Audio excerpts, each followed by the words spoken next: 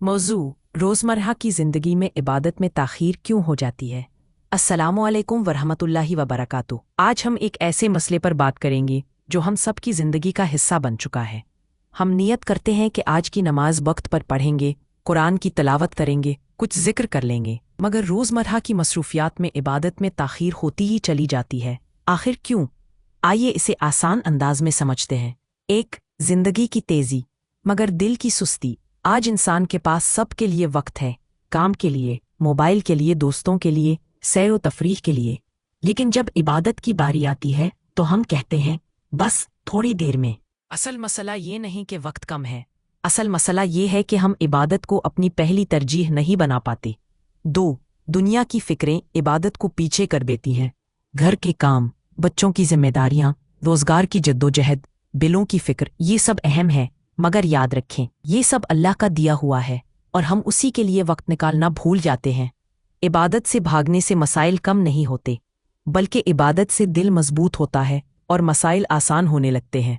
तीन, शैतान का सबसे बड़ा हरबा बाद में। शैतान कभी ये नहीं कहता कि इबादत न करो, वो सिर्फ ये कहता है बाद में कर लेना, अभी आराम कर लो, अभी वक्त है। इसी बाद में की वजह से नमाज कज़ा हो जाती है, कुरान रह जाता है, जिक्र भूल जाता है।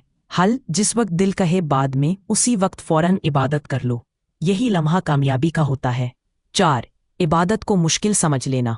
हम अपने जहन में इबादत को बहुत भारी बना देते हैं, जबकि सच ये है कि एक नमाज सिर्फ चंद मिनट, एक दुआ सिर्फ चंद सेकंड, एक पेज कुरान सिर्फ 2 मिनट, लेकिन हम समझते हैं कि पता नहीं कितना वक्त लग जाएगा। जब इबादत को बोझ नहीं बल्कि सुकून समझोगे तो ताख़ीर खुद ही खत्म हो जाएगी। पांचवा, दिल का कमजोर होना, रूह की रज़ा कम होना। जिस तरह जिस्म को खाना चाहिए उसी तरह रूह को इबादत चाहिए। जब इबादत कम हो जाती है तो दिल भारी, तबीयत बेजार, दिमाग परेशान और चेहरे पर बेसुकूनी आ जाती है।